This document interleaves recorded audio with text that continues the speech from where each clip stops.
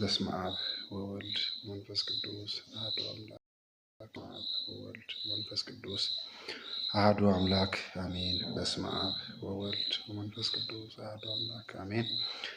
በክርስቶስ ክርስቲያን በወልድ ውሉድ የተሰኛችሁ የእግዚአብሔር ቤተሰቦች በውጭም በውስጥም ያላችሁ እዚህ ላይም ከስርም ያላችሁ እህቶች፣ ወንድሞች፣ አባቶች፣ እናቶች ሁላችሁም በኃያሉ በልዑል በእግዚአብሔር ስም እንደምን ከረማችሁ፣ እንደምን ሰነበታችሁ፣ እንደምን ስለዚህ ሰዓት በቃችሁ።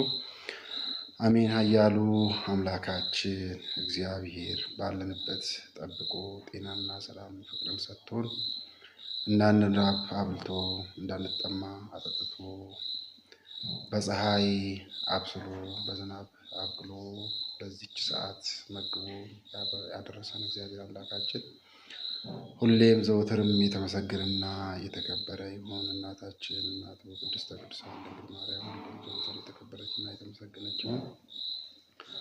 ቅዱሳን መላእክት፣ ጻድቃን፣ ሰማዕታት እንደየክብራቸውና እንደየሞታቸው ዘወትር የተከበሩና የተመሰገኑ ይሁኑ። አሜን። ኤጋማቲ ዋቀዮ ሰገንታ ኬኛ በርኖታ itti fufaa qo'annoo kitaaba qulqulluu jalqabne har'as kutaa dhaabbanne irraa jalqabne itti fufnaa. Waa'ee kitaaba qulqulluu, hiikaa kitaaba qulqulluu barnoota keenya isa darbe keessatti barannee jirra. Har'a immoo kitaabni qulqulluu eenyudhaan barreeffame kan jedhu ilaalla. Saniin duratti waan baay'ee isaa barannee jirra. Mata duree barnootaa keenya isa darbee keessatti kitaaba qulqulluu qo'achuun maayini faayidaan isaa kan jedhu akka gaafatti kaasnee waan baay'ee achi keessatti ilaallee jirra. Faayidaan kitaaba qulqulluu qo'achuu nuuf argamsiisuu danda'u waan baay'ee akka ta'e ilaallee jirra. Keessattuu iyyuu qabxiiwwan afur kaasnee too'ii ilaaluudhaaf ilaallee jirra. Madda beekumsaa, madda ogummaa, akkasumas daandii sirrii akka qabachuu dandeenyu daandii sirrii irra deemuu akka dandeenyu kitaaba qulqulluu keessatti har'allee itti fufuudhaan kitaabni qulqulluu eenyudhaan barraa'e kan jedhu akka heeyyama waaqayyootiin kan ilaalluu fi kan barannu ta'a. Gaafii yaada obboleewwan waan gaafii isinitti ta'e waan akka yaadatti ta'uu danda'u qabachaa akka deemtan saniin booda akkaataan gaafii fi deebii keenyaa ta'uu qabu gaafiin hin ka'a hin barreeffama. Saniin booda isa fudhannee too'ii irratti barreeffama mataa isaa danda'e qopheessinee akkaataa saniitiin itti deemna. Kunis maalidhaaf akka barsiisaa mana kiristaanaa keenyatti obboleetti teenya faanuu baga nagaadhaan dhuftee akkam nagaadha fayyaadha nageenya waaqayyoo siif haa ta'u Abbabachi gastii siif ergee jira. Kanaaf ta'uu qabu akkaataa kanaatiin waan gaafii isinitti ta'e qabadhaati. Gaafii sana foorwaardii naaf gootu isa san irratti kitaaboleen maal jedhan kan jedhu barreeffamaanis deebisnee qopheessinee koorsii mataa isaa danda'e gaafiiwwan san bakka tokkotti akka gaafiitti cammarnee too'ii maaliif akkuma isiniin jedhetti argaa jirtu barnoota onlaayiniidhaan kennamaa jiru kana akkamitti akka dogongoramaa jiru, dogoggora hamaa keessa akka galamaa jiru ilaalaa jirra waan ta'eef waan akkasiisan irraa hanga danda'ame Waaqayyoon hafuurri qulqulluu dogoggora irraa haa oolchuti akka hin dogoggorreef barsiisni abboota keenyaa maal jedha? Barsiisni mana kiristaanaa keenyaa maal jedha? Manni kiristaanaa keenyaa akkamitti barsiisti? Barnoonni bu'uuraa kan isa durii ጥንታውያን አብያተ ክርስቲያናት ተብለው የሚጠሩት የቤተ ክርስቲያን አስተምህሮ ጥንታውያን አብያተ ክርስቲያናት በተስካኖታ ኢሳን ዱራን ኢሳን ጀልቀባ አሚን ነገኝ ፊ waaqayyo እንደገኛ ፊ haa ta'u isaan jalqaba gastii ergadha. Isaan jalqaba kun akkamitti barsiisan kan jedhu isaa san laalleet akkaataa saniitiin itti deemna. Yoo san hin taane ta'e deebisuudhaaf qofa asumatti afaan irratti waliif deebisuun adeemsisaa hin jiru akka mul'achaa jirutti adeemsisaa hin jiru.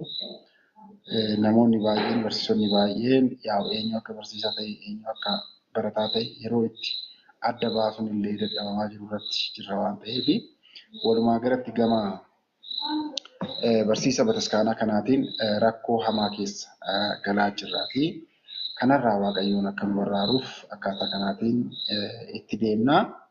Kanaafuu waan gaaffii isinitti ta'e irraa akka qabattanii saniin booda bakka tokkotti immoo isaanii ilaallaa jechuudha. Har'aaf egaa mata dureen keenya har'aa kitaaba qulqulluu yoomiif eessatti eenyudhaan barraa'ee kan jedhu ka'umsa taasifanna. Waaqayyoon hafuurri qulqulluu abboota keenyaa raajeffattootaaf abbootaaf akkasumas duuka buutotaaf barattootaaf qulqulloota dubartootaaf Waaqayyoon hafuurri qulqulluu bara abbootaa bara wareegamtootaa isaan gidduutti argamee iccitii isaa dhukataa isaaniif ibsaa ture nuufillee nu gidduutti argamee iccitii dhukataa isaa akka nuuf ibsuuf heeyyamni isaa nuuf haa ta'u. Iccitii nuuf ife kana immoo laphee ittiin qalbeeffannee ta'uu fayyina fooniitii fi fayyina lubbuutiif ta'u Waaqayyoon nuuf haa laatu. Ameen. Egaa kitaaba qulqulluu yoom barreeffame eenyudhaan barreeffame kan jedhu ilaallaa. Barreeffamni isaa afaan Amaariffaatiin lachiidhaan iyyuu tokkoffaa kominikeeshiniidhaaf waliigalteedhaaf illee baay'ee gaariidha waan ta'eef akkaataa saniitiin wal dhaggeeffachaa kana dubbisaa. Saniin immoo deebisee ta'uu isiniif tiraansleet gochaa isiniif hiikaa. Akkaataa saniitiin deemnaa. Waaqayyoon nu haa gargaaru. Laphee ittiin qalbeeffannu, humna ittiin dubbannu, anniisaa ittiin sochoonu nuuf haa laatu. Waaqayyoon hafuurri qulqulluu kitaaba qulqulluu akka barreessaniif abbootii kakaasee hafuuraan isaan dursee akka barreessan taasisee jedha. መጽሐፍ ቅዱስን ቅዱሳን አባቶች በእግዚአብሔር መንፈስ ተመርተው ጻፉት። አያችሁ፣ መጽሐፍ ቅዱስ ሰው ዝም ብሎ አይደለም፣ መጽሐፍ ቅዱስ ዝም ብሎ አይደለም የተጻፈው። ኪታብን ቁልቁሉ አከነመት ጨልፋሜቲ ሚቲ ከን በራይ አቦን ጅራኒ አቦተ ከነ ከካሴት ዋቀዩን አቦተ ከነ ከካሴ ከካሱ ቆፋምቲ ዴቢሴ ማሊዳን አከ ኢሳን እንደወጎር ኢሳን ታሲሴ አፉረ ቁልቁሉዳን ኢሳን ሆገኔ እት ዱፍናቲ ሴና የሮ ኪታብ ቁልቁሉ በረይሳን አባን tokko waan isaan mudatanii ilaallamaati Waaqayyo. Kanaaf hafuura qulqulluudhaan isaan hooggane, hafuura qulqulluudhaan hoogganamanii to'ii akka barreessan taasifaman malee cal'isanii to'ii kan barreessanii miti. መጽሐፍ ቅዱስን ቅዱሳን አባቶች በእግዚአብሔር መንፈስ ተመርተው ጻፉት ይላል። አፉረ ቁልቁሉudhaan dhuffaman. Abboonni kun eenyu faadha? Maan naachoo? እነዚህ አባቶች እነማን ናቸው? yoo kan jennu ta'e bara raajeffattootaa jalqabna. Hangafoota raajeffattootaa fakkeenyaaf qulqulluu Musee hangafa raajeffattootaa, liqa ነቢያት ታላቁ የነቢያት አለቃ ሙሴ ከዛ እያለ ይጀምራል። ነቢያት raajeffattoota, achi immoo duukaa buutota, achi barattoota, liqaawwanta beeta kiristiyaana, hayyoota mana kiristaanaa. Egaa barri duukaa buutotaa gooftaa keenya Yesuus Kiristoosiin hordofaa kan turan erga darbaniin booda barsiisanii addunyaa kana waliin ga'anii erga darbaniin booda kan bakka bu'e eenyuun bara abbootaa jedhameetu beekama. Bara abbootaa. Bara abbootaa yaa barri akkaataa taateewwan seenaa mana kiristaanaatiin bakka adda addaatti qoodama. Fakkeenyaaf bara abboota gurguddoo itti arganne, bara abboota gurguddoo keessa darban, bara abboonni gurguddoon keessa darban. Abboota gurguddoo kan jennu kan egaa mana kiristaanaa keenyaaf gumaacha guddaa kan taasisan. Manni kiristaanaa keenya beeta kiristiyaan hiikaa mana kiristaanaa kanaan dura waliin barannee jirra. Akka eeyyama Waaqayyootiin ni yaadattu jedheen abdadha. bakka sadiitti qoonnee akka ilaallu keessattuyyuu bakka kanatti kan hiikan mana kiristaanaa jedhu kan ilaallatu eenyuun gamtaa hawaasa kiristaanaa ilaallata. Gamoo osoo hin ta'in gamtaa namoota gumii namoota kiristaana ta'anii. Gamoon mana kiristaanaa jedhama. Tokkoon miseensi yookiin immoo gosti kiristaanaa mana kiristaanaa jedhama. Lammasaalee beeta Yaa'eqoo, mana Yaa'eqoo jechuun ijoollee Yaa'eqoo, sanyii Yaa'eqoo, mana Tuulamaa akka jedhamu jechuudha. Mana Tuulamaa ibbaadha. Kuni amma sanyii kiristaanaa ta'uu akkasitti yeroo ilaalu, yeroo dubbannu kana ilaalchuu, kana tuquudhaaf. Waldaa kiristaanaa yeroo jedhamu keessattuyyuu bara abbootii kanaa fi bara wareegamtoota akkaataa kanaatiin kiristaanonni tuutaan jiraachaa turaniyyuu. Tuutaan jiraachaa turan. በግል የኖሩበት ጊዜ አልነበረ በዛ ሰዓት በብዛት ማለት kan nyaata wajjin nyaatan maaddiidhaan waliin nyaatu waliin mana waaqayyoo tajaajilu kophaa isaanii jiraachaa hin turre kiristaanitu kophaatti jiraachaa hin turre mana waaqayyoo yeroo tajaajilus ta'ee yeroo kaan waliin jiraachuu kanaaf bara san keessa kan tajaajilu kophaa isaanii jiraachaa hin turre kiristaanitu kophaatti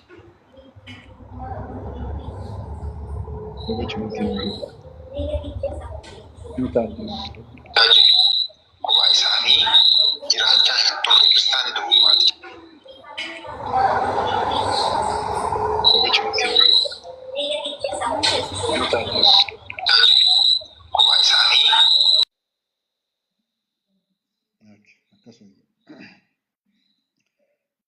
እሺ yeroo ol seentan mootii godhaatii ol seenaa maatii waaqayyo moota አድርጋችሁ ወደ ላይ ግቡ። ስለዚህ ዘመነ አበው በረ አቦታ ዘመነ ሊቃውንት ዘመነ ሰማዕታት እያልን እንከፋፍላለን። ከድህረ ክርስቶስ ከድህረ ሐዋርያት ዱከቦታን ቦዳ በረ አቦታ በረ ሐዮታ ኬሰቱዩ ከነከ ቁልቁሉ ዮሐንስ አፋን ወርቄ እነ ያዕቆብ ዘስሩግ ጀዳወኒቶ ይካዋማመን ቅዱስ ዲዮስቆሪዮስ ቁልቁሉ ዲዮስቆሪዮስ ጋ ሴና መነ ክርስቲያና ኬሰት ሴና በተስካና ኦርቶዶክስ ተዋህዶ ኦርቶዶክስ ወሎሙማ ኬሰቲ አባ ገይ ጉዳ ተበቴዳ ኦርቶዶክስ ወሎሙማ ኑኢፍ ደበርቴ አካከነምቱፍ ሞቲቲኒ ብራክሊያ ጀደምቴቱ ይዋማምቱ ሮማ kan bulchaa turte lafarra harkisaa kan turte sababa inni amantaan kun sirriidha amantaan ortodoks tawaahidoo sirriidha jedheetu mormiif maaliif bulchaa bataskaana kaatedraala Gibsii ture biyya Aleksaandariyaa Gibsii keessatti jechuudha. Yeroo san Gibsiin amantaa ortodoks tawaahidootiin baay'ee olaantu addunyaa irratti iddoo seena qabeessa iddoo baay'ee beekamtu waan turteef. Kanaaf lafarra harkisiiste areeda isaa irraa buqqisiiste ilkaan isaa akka irraa cabu taasiste jechuudha mootittiin tun. Eenyu abbaa kanaa jechuudha abbaa Diyoosqoriyoos jedhama. Abboota akkanaa hayyoota akkanaa barri kun bara hayyootaa bara abbootaa jedhametu waamama. ስለዚህ በዚህን ጊዜ ተጽፏል። በረከነ ኪታቡ ቁልቁሉን በራዬ ጅራ በረከነ በራዬ ጅራ ከናፍ abboota kanarra buleet waaqayyoon afurri qulqulluu iccitii isaaniif ibsee isaan dursee dubbachiisee akka isa kana argannu kan taasise eenyonni waaqayyoo afura qulqulluudha waaqayyoodha እግዚአብሔር አምላክ ነው akkana jedha የእግዚአብሔር መንፈስ ነው ይላል ዮሐንስ 14:26 ሜ ዮሐንስ ወንጌለ ዮሐንስ ቦቀና ኩዳፉር አዱብሱ ወንጌለ ዮሐንስ ቦቀና ዳፉር ለኮፍሰ ዲግደሚቻ ማል አከጀዱ ያ ሰረት ኢላላ ዴብና አከነ ጀላ አፋን አማርፋቲን ያ እዶ kan oromiffaa yeroo biraatiif naannoo jedhaa 14:26 ላይ Wangeela Yohaannis boqonnaa 26 irratti akkana jedha.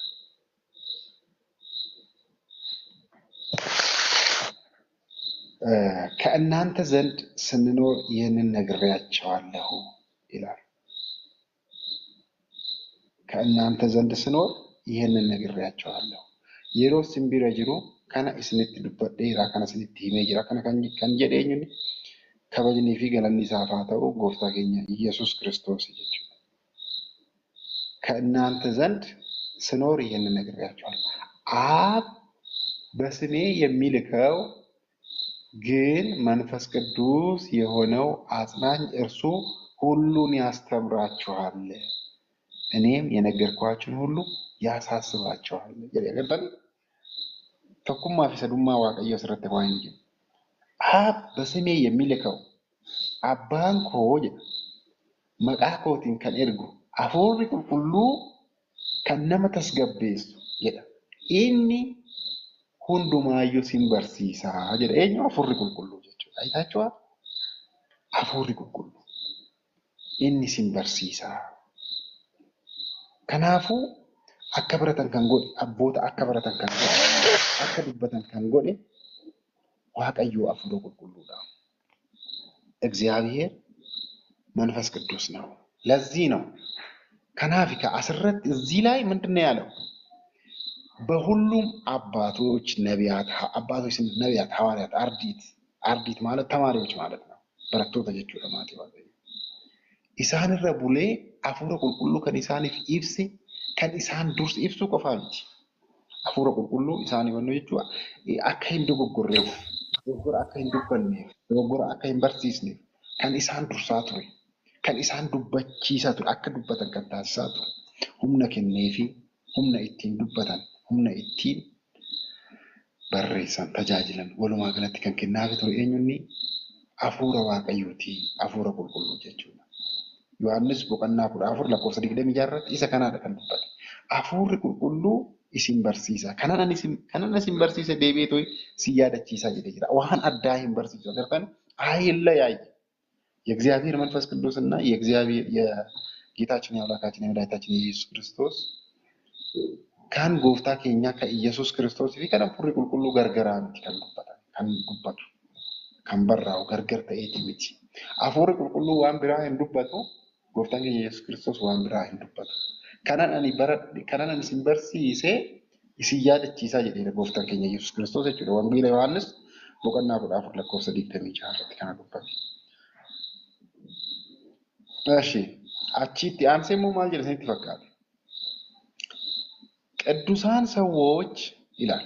ቅዱሳን ሰዎች በገዛ ፈቃዳቸው በጣም የሚገርም ነው። ባይና ማድንቅ አቦቴን ቁልቁሉን ነሞኒ ቁልቁሉን ወር ቁልቁሉን ከከኡምሰ መታ ኢሳኒቲን ዮኪን ኢሞ ፌዲ ኢሳኒት ረት ሁንዳአኒ ጀዳ የጻፉት ሳይሆን ከንበሬሰን ኦሶ ሂንታኔ በመንፈስ ቅዱስ መሪነት የተጻፈ ነው። ዱርሳ አፉረ ቁልቁሉቲን ከንበራየዳ akkana jedha Phexros lammaffaa boqonnaa tokko lakkoofsa 20 irratti akkana jedha. ይህንን በመጀመሪያ እወቁ። አያችሁ፣ ይህንን በመጀመሪያ እወቁ። ካና ዱርሳቲ ሁበዳ ቤካ በመጽሐፍ ያለውን ትንቢት ሁሉ ራጂ ኪታባ ኬሰ ጅሩ ከሚዩ ሁንዱማዩ ይል ማንም በገዛ ራሱ ሊተረጉመው አልተፈቀደም። ነምኒ ከሚዩ አከ ኦፊ ኢሳቲፍ ኢሳፍ መሉቲ አከ ኢሳፍ ተኡቲ አከ ሂኩፍ ኢሳፍኔ የመምኔ ትንቢት ከቶ በሰው ፍቃድ አልመጣምና ይላል። ራጂን ፌዲ ነማቲን ሲሩማዩ ጎንኩማዩ ሂንዱፍኔቲ ዳሩ ግን አታውቲ በእግዚአብሔር ተልከው ነማ ዋቀዮዳን እርገመኒ ኤኙ አቦቲን ነሞቲን ቁልቁሉን አቦቲን ቁልቁሉን በእግዚአብሔር ተልከው ቅዱሳን ሰዎች በመንፈስ ቅዱስ ተመርተው ተናገሩት ይላል። በመንፈስ ቅዱስ ተመርተው ተናገሩት። hafuura qulqulluudhaan durfamaniit hafuurri qulqulluun isaan hoogganee isaan eegee dubbatanidha. ሁለተኛ ጴጥሮስ lammaffaa ergaa Phexros lammaffaa boqonnaa 1:20 irratti. Akkasumas mul'ata Yohaannis boqonnaa 1:11, raajii Yohaannis ምዕራፍ 1:11, raajii Isaayyaas boqonnaa 8:1, raajii Ermiyaas boqonnaa 36:2 irratti kana dubbata. Egaa agartanii akkaataa kanaatiin. እንግዲህ akkaataa kanaatiin hafuurri qulqulluu namoota qulqulluu ta'an, abboota qulqulluu ta'an dursuudhaan akka kitaaba qulqulluu barreessan isaan taasisee jira. Ofirraa ka'anii tooyi hin barreessine kitaaba qulqulluu. Ofii isaaniitiif hin barreessine. Haa ta'uti namoonni ofii isaaniitiif ka'anii tooyi kitaaba qulqulluu, abboonni hafuurri qulqulluu isaan barreessise kana, isaan dubbachiise kana akka fedha isaaniitti, akka isaaniif malutti, akka isaaniif ta'utti, akka foon isaaniitiif ta'utti hiikuudhaaf yaalan jiranii itti fufne karaatti kan hafan jiran. Kan Waaqayyoon itti dheekkamee tooyi karaatti isaan hambisee jira. አሟሟታቸው የከፋ ከቤተ ክርስቲያን ተለይተው በቁማቸው የሞቱ ብዙ አባቶች አሉ። ofii isaaniitiif akka isaaniif tolutti kan barreessuudhaaf yaalan ni jiru. Ammallee ofii isaaniitiif kitaaba qulqulluu kan barreessaa oolan jiran. Waan kitaabni qulqulluun hin jenne, waan kitaabni qulqulluun hafuurri qulqulluun nama hin dubbachiisne kan dubbatan kan shaakalli kan taasisan ni jiru. Garuu itti fufiinsa hin qaban, siree laacha'u, hundee hin qabanu, itti fufanu. Kanaaf mee abboota kitaaba kana barreessan akkaataa kanaatiin isaan Waaqayyoon hafuurri qulqulluu isaan dubbachiise tooyi kan barreessan tokko haa ilaallu. Eessaa dhufan jarri kun immoo? Gaheen isaanii, jireenyi isaanii maal fakkaata ture? Tokkoon jireenya isaanii akkamitti jiraachaa turan kan jedhu ni ilaalame fakkeenyaaf. Jalqaba irratti abbaa keenya eenyu ilaallaa? Musee ilaalla. Musee. Abbaan keenya Museen egaa inni hangafa raajeffattootaati. Liqa ነቢያት ነው ይባላል በቤተ ክርስቲያናችን አስተምህሮ። በርሲሳ mana ክርስቲያና keenyatiin hangafa raajeffattoota eenyu yoo jedhamta Museedha. Dursaadha. Maal jechuudha? Isa fuulduraa kan ilaalu, kan itti mul'atu, kan darbe kan dubbatu jechuudha. Raajeffataa jechuun raajiidha. በራእይ እግዚአብሔር በራእይ የተገለጠላቸው አባቶችን ያናግር ነበር። አቦተ ዋን fuulduratti dhufu yeroo Israa'elaawyaanota dursaa ture, yeroo biyya Gibxiitii baasaa ture, raajeffattootaan isaan durseetu gaggeessaa ture. Kanaaf jalqaba irratti kan kana raawwate, kan kana taasise Museedha. Museetu waamame jechuudha hojii kanaaf. Mee seera ba'uu boqonnaa 3:1 haa ilaallu. Seera ba'uu boqonnaa 3:1 ኦሪት ዘጸአት ምዕራፍ 3:1 ላይ እስቲ ስለምንድን ነው የሚያወራው? እንየው እስቲ። ምዕራፍ 3:1 ላይ ማለት ነው። እንደዚህ ይላል። አከረ ጅራ ላደረገ ይፈዳል። ሙሴም ይላል ሙሴኒስ የዮቶርን የአማቱን ዮቶር jedhameetu kan waamamu soddaa isaa jechuudha. የአማቱን የሚዲያምን ካህን በጎች nama miidiyaam jechuun biyya luba biyya saniiti. Yootor namni jedhamu kun soddaa Museetii jedha. Bagochi ይጠብቅ ነበረ.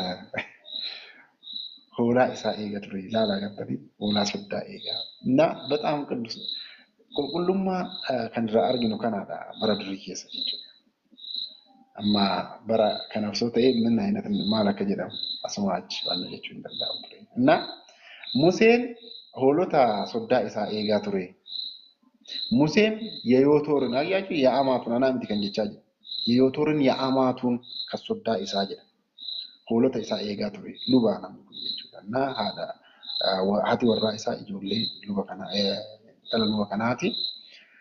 ይጠብቅ ነበረ ni eegaa ture. ወደ ምድረ በዳም ዳርቻ በጎቹን ነዳ፣ ሆሎታ ቦባሴ። ወደ እግዚአብሔር ተራራ ወደ ኮሬብ መጣ ይላል። ከረጋራ ኮሬብ ዱፌ ወደ እግዚአብሔር ተራራ፣ የእግዚአብሔር ተራራ፣ የተቀደሰ ተራራ ጋራ ኤቢፈማ ጋራ ኮሬብ ቀበጣ ጋራ ኮሬብ ጀደም ገረስቲ ዱፌ ይላል። የእግዚአብሔርን መልአክ በእሳት ነበልባል ራጂ አርጊ በከካት ያውላ አያችሁ። በጣም የሚገርም የሚደንቅ ተአምርን አየ። የእግዚአብሔር መልአክ በእሳት ነበልባል ይላል በእሾህ ቁጥቋጦ መካከል ታየው። እርገማን ዋቀዮ ለቦበ ኢብዳ ኬሰቲ እቲ ሙላቴ ማል ኬሰት ለቦበ ኢብዳ ኩን biqiltuu irraa boba'a. Biqiltuun jiidhaadha. Biqiltuun jiidhaa kun ibiddaan hin gubne. Ibiddi immoo biqiltuu jiidhinsa isaatiin hin banne. ይሄ ተአምር seenaallee qaba. Icciitiillee qaba maatii waaqayyo.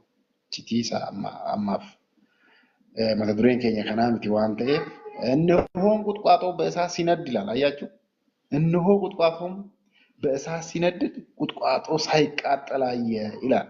በጣም የተገረመበት ከሊት ራጅፈት ከሊት ነው አይደል?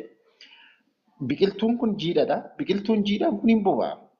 Biqiltuun jiidhaa boba'u kana osoo guutumaan guututti boba'ee tooyi gara mukulaatitti hin geeddaramin argee tooyi dinqisiifatee hin dinqame raajii itti ta'e እንዴት akkamitti ta'u? ይሄ እንግዲህ የእግዚአብሔር ስራ ነው። እግዚአብሔር ሰዎች አማኑ ገርላትን የሚያንቋሽሹ ሰዎች ነሞኒ ገርሊን አከናከና ነሞኒ ጀዳ ከናን አዳብቲ waan raajii ta'e dubbata. Fakkeenyaaf qulqulluun tokko kadhannaa akkanaa kadhatee tooyi seexanaa kanaa baasee yoo jedhame namoonni keenya tokkoon keenya hin amanne. ግን እግዚአብሔር ልክ እንደዚህ እንዳደረገው ነው። ምክንያቱም ሙሴ እግዚአብሔር አምላክ ፈልጎታል። በርባዴ ጅራ ሙሴ ማለፍ ኡመት እስራኤል አከዱሱፍ አከገብሩማ ጀላ ባሶ ዋን በርባዴፍ ራጅ ከለቲ አገርሲሲ ይሄንን ተአምር አሳየው። ሳይቃጠል አየው ዶንጉበቲን አርጌ ጀላ ሙሴ ብለሄድና ቁጥቋጦ ስለምን አልተቃጠለም? ይሄንን ታላቅ ራእይ ያለ akkamitti biqiltuun kun gubachuu didee dhaqee tallaala jedhe dhaqee tallaala. Amma mata dureen keenya maal irraa waamamedha? እግዚአብሔርም እርሱ ይመልከት ዘንድ እንደመጣ ባየ ጊዜ እግዚአብሔር በቁጥቋጦ ውስጥ እርሱን ጠርቶ ሙሴ ሙሴ ሆይ አለው ይላል። አለቀ። ማለት ከናዳ ወንቴ ካሱዳ በርባን ከራ biqiltuutti yeroo hiiku wanti kun maali akkaataatti waaqayyo isa waamedha. Raajiidhaan waan dinqaadhaan badinqaa xaraarnoo itarraa haala dinqaa ta'eetiin isa waame. Kanaaf maal jedhee yeroo itti hiiku musee jedhee tooyi isa waame addaqa waame. Akkamitti waamamanii kan jedhanidha miti kan mata dureen keenya kan irra jiru. እንዴት እንደተጠሩ ማየት ስለነበረብን እንዴት እንደተጠሩ ነው እያየን ያለነው። ከናፍ ሙሴ ማፍረ ጀነ ይራ ሆሎተ ኤጋ ሆሎተ ኤጋ የእረኛ ነበረ። ቲክሴ ቱሪ ቲክሴ ሆሎታ ኤኙ ሙሴ ቲክሴ ሆሎታ ኬሳ ኢሰዋኔ ተወይ ከበጃ ሀንገሲቲ ኪታበሻን በሬሱዳፍ አከገው ከንታሲሲ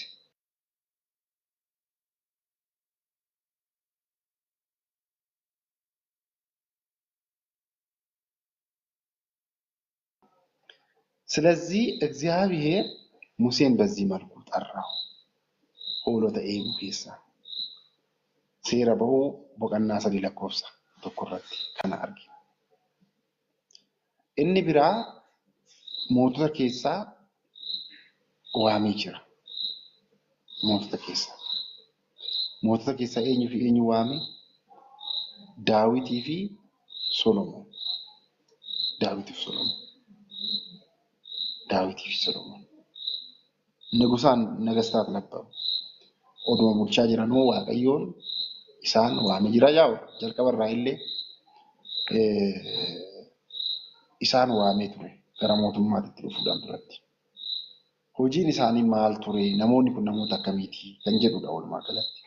Eessaa dhufanii maal turanii? Maal godhanii jiranii?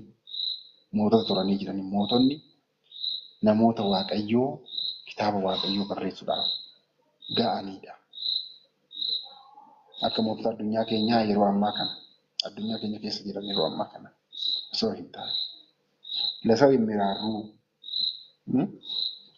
ilma namaatiif kan baay'ee naayan garaan isaanii kan naawu kan namoota hin dararre dararaadhaan kan hin beekamne mootota akkanaa turan. Kanaaf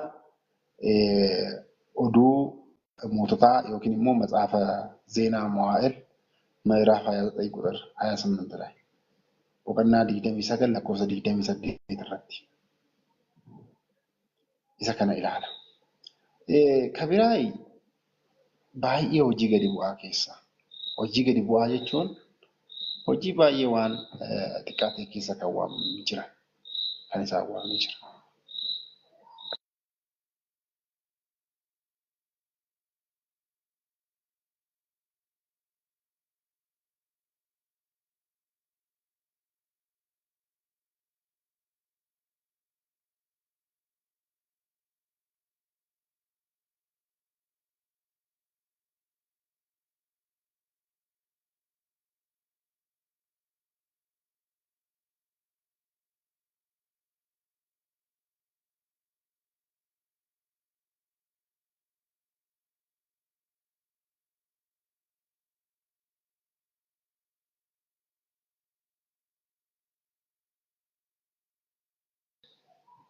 እሺ hojii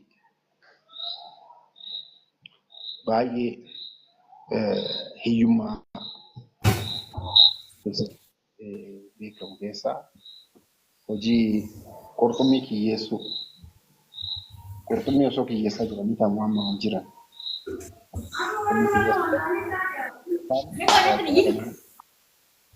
Fakkeenyaaf qulqulluu Phexrosii fi Yohaannis Maatiyos boqonnaa 4 lakkoofsa 18 irratti isa kanaadha kan argamu. Maatiyos ምዕራፍ 4 ቁጥር 18 ላይ እስቲ እናንብበው።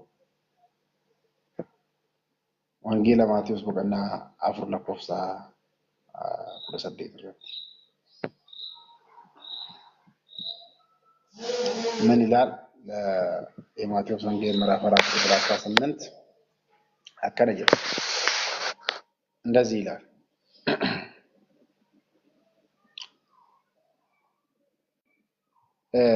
በነቢዩ በኢሳይያስ የዛብሎን ምድር፣ ነፍታሌም ምድር፣ የባህር መንገድ በዮርዳኖስ ማዶ የአሕዛብ ገሊላ በጨለማ የተቀመጠው ሕዝብ ታላቅ ብርሃን አየ።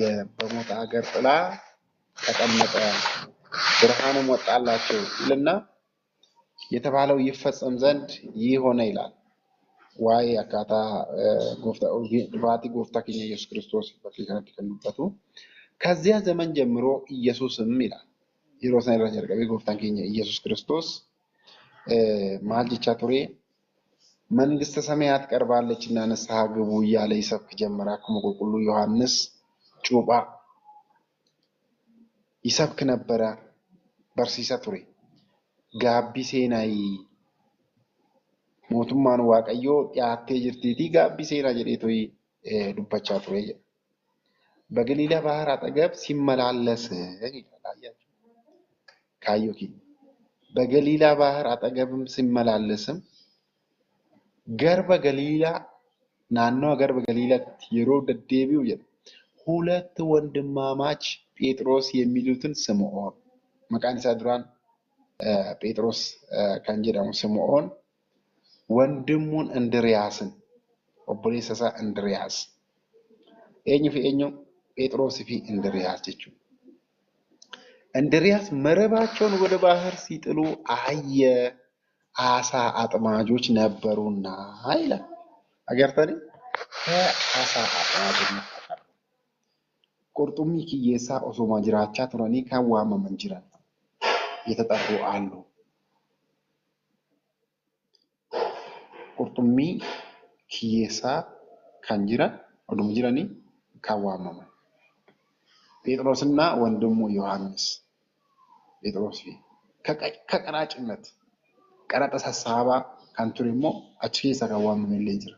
Eenyu fakkeenyaaf Maatiyos wangeela Maatiyos barreessuudhaaf kan qaqqabe ለዚህ ክብር የበቃው ማቴዎስ ቀራጭ ነበረ። ቀረጠ ሰሳባ ture ግብረ ሰሳባ ture yeroo sanitti akka cubbuutti ilaalama namni ቀረጠ ሰሳባ namni ቀረጠ ሰሳባ cubbamaa ከቢራ ሉባ ከቱሬ jira luba ka ture eenyu Hizqi'eel fakkeenyaaf Hizqi'eel ካህን ነበረ። የማቴዎስን ቀራጭነት የማቴዎስ ወንጌል ምዕራፍ 9 ቁጥር 9 ላይ እናገኛለን። ወንጌል ማቴዎስ ቦቀና ሰገል ለኮፍ ሰገል ረት ቀራጭ አከቱሬ አችረት ስርት ይብሳል።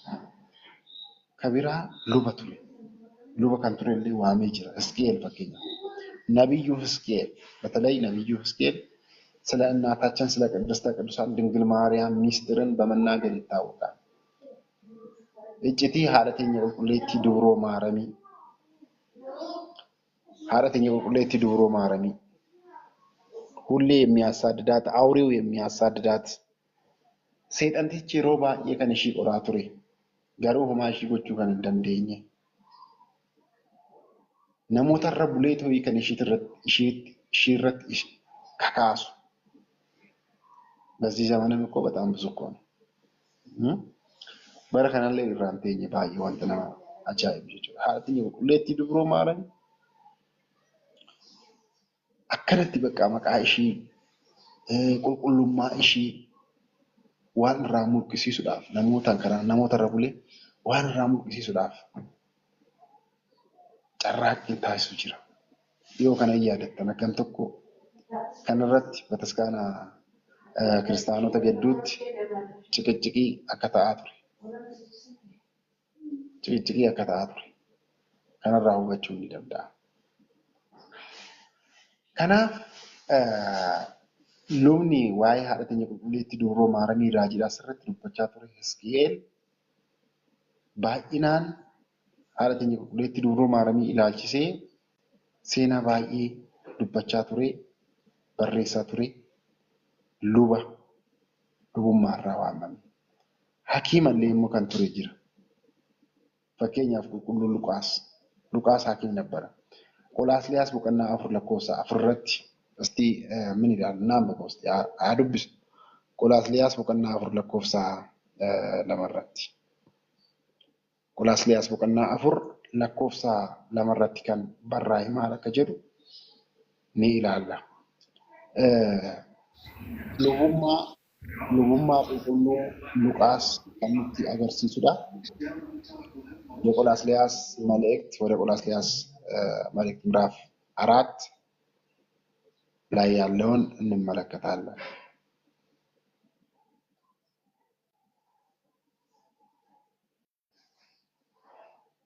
ቦቀና አፍር ለኮሳ ቆላስይስ ምዕራፍ 4 ቁጥር 4 ላይ ጋ ሉቃስ ማልራ ዋመመ ጅራ ሐኪማ ሐዩማ ከሌስ ይላል ጅራ ነሞት ሐዩታ ኬሳ kitaaba qulqulluu qo'achuun maaliif fayyada jennee jirra? Hayyummaa foonitii fi hayyummaa maalii kenna jennee jirra? Hayyummaa foonitii fi hayyummaa lubbuu. Hayyuu nama taasisa. Hayyuu akka taanu taanaa. Hayyummaa kanallee kallattii adda addaatiin kan lafarraa jireenya lafa kanarratti yeroo hayyuu taanu jireenya isa samiitirrattis hayyuu akka ta'uu dandeenyu gama kanaatiin nu barsiisuu danda'a. Hayyuun taasisuu danda'a. Faayidaa kana argannaa kitaaba qulqulluu yeroo qo'annu ስናነበው ስናጠናው ማለት ነው። ስለዚህ እንደዚህ ይላል፣ ጌቶች ሆይ እናንተ ደግሞ በሰማይ ጌታ እንዳላችሁ ታውቃላችሁና ለባሪያዎችም በጽድቅ በቅንነት አድርጉላቸው ይላል። ዋይ ጋሩማ ነማፍቆቹ አቀቡ አስረት ዱበቴቲ ከማመስገን ጋራ በጸሎት እየነቃችሁ ለእርሱ ትጉ ከረናደን ጀባቻ አዴሙ አቀቀም ነው በዚያንም ጊዜ ይላል በዚያን ጊዜም ስለ እርሱ ደግሞ የታሰርሁበትን የክርስቶስን ምስጢር እንድንነገር እግዚአብሔር የቃሉን ደጅ ይከፍትልን ዘንድ ስለ እኛም ደግሞ ጸልዩ ኑይፍስ ከረዳ ጀዳ ልናገር እንደሚገባኝ ያህል እገልጠው ዘንድ ጸልዩልኝ ይልና ዘመኑን እየዋጀው በውስጥም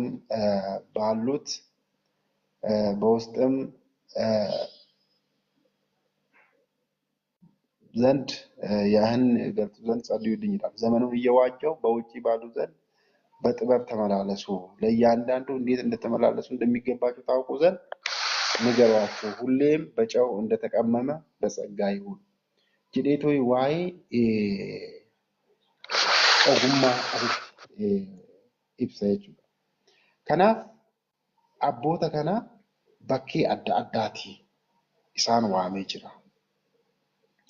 Kaan qonna irraa, kaan iddoo daldalaati, kaan iddoo mootii ta'anitis akka tajaajilaa mana waaqayyoo tajaajilaa jiraatan isaanitti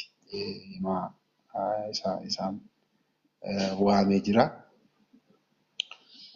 Inni biraa kitaaba qulqulluu kan kakuu duraaniitii fi kan kakuu ammaa kana yeroo ilaallu warri kakuu duraanii barreessan ብሉይ ኪዳንን የጻፉ ሰዎች ምን ነበሩ? አዲስ ኪዳንን የጻፉ ሰዎች ምን ነበሩ? የሚለውን ስናይ ወሪ kakuu duraanii barreessan gooftaan keenya Iyyasuus Kiristoos Waaqayyoon haadha keenya qulqulleettii dubroo Maaramiirraa dubrummaadhaan akka dhalatu isa kana kan dubbachaa turan baay'een isaanii. Duuka buutonni fakkeenyaaf maal jennee barsiisaa turan? Gooftaan keenya Yesuus Kiristoos ni dhalata. Samiirraa ni bu'aa. Haadha keenya qulqulleettii dubroo Maaramiirraa ni dhalata jechaati kan barreessaa turan, kan dubbataa turanis. የብሉይ ኪዳን ጸሐፊዎች ይወርዳል ይወለዳል እያሉ ጽፈዋል ይላል። ባይን ኢሳን ሁሉም ሳንቱ ፈከኛፍ ኢሳይያስ ራጀፈታን ኢሳይያስ ድንግል ትጸንሳለች ወንድ ልጅም ትወልዳለች ይላል ይከንበቻል። ዱብሬን ኒዴሲ ዲረሌን ኢልማ ዲራትስ ኒዴሲ ኒውልፎፍቲ ኢልማ ዲራትስ ኒዴሲ ድንግል ዱብሩም ማለት ካና ዱበቻ ቱራን ባይን ኢሳን ይችላል። Waa'ee kan kakuu haaraan immoo maal jedhaniiti barreessaa turanii? Dhalatee jira, cuuphamee jira, du'ee jira, du'aa ka'ee jira, ol ba'ee jira. Ayyaatu እንደዚህ ብለው ነው የጻፉት። ተቀበረ፣ ተነሳ፣ አረገ እያሉ ነበረ ሲሉት መቼ ተጻፈ kan jedhu immoo yoo ilaalle jechuudha. Yoom barraa'e? Machee ነው kitaabni qulqulluun kan barraa'e. Egaa abboota adda addaatiin bara adda addaa yeroo tokkotti barraa'ee kan argamee miti kitaabni qulqulluumaati waaqayyo. Bara adda addaa kitaaba amma bakka tokkotti kitaaba qulqulluu jennee arginu kun dubbisnu kun yeroo tokkoon kan barraa'ee yeroo tokko bara tokko namoota tokko iddoo tokkotti kan barraa'e miti. የተለያየ ቦታ በተለያየ ዘመን bara adda addaa bakka adda addaatti kan barraa turedha እንጂ በአንድ ጊዜ በአንድ ሰዎች በአንድ ዘመን የተጻፈ አይደለም መጽሐፍ ቅዱስ። በተለያየ ዘመን በተለያዩ አባቶች በተለያዩ ቦታዎች የተጻፈ ነው kan barraa'edha። መጽሐፍ ቅዱስ በተለያየ ጊዜ በተለያዩ ቅዱሳን አባቶች ተጽፏል ይላል። መጽሐፍ ቅዱስ ይላል ከ1400 ቅድመ ልደተ ክርስቶስ አያችሁ ጎፍታን keenya ኢየሱስ ክርስቶስ ዳላችሁዳን ድረት በረ 1100 ዳላችሁዳን ድረት ከመወለዱ በፊት ከ1400 በጣም ማለት ነው በብሉይ ኪዳን ዘመን ማለት ነው። ከዛ በኋላ ደግሞ ከተወለደ በኋላ ደግሞ ከመቶ እስከ መቶ ባሉት ድረስ አንጋ ዲባትቲ ድህረ ልደተ ክርስቶስ ማለት ነው።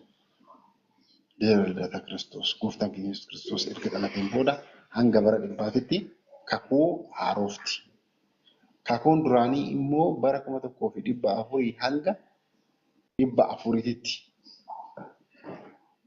በአመተ ዓለም ነው ይህንን ዋይ አዱኛን yeroo uumamte gooftaa keenya Yesuus Kiristoos dhalachuudhaan duratti jechuudha akkaataa isaanii.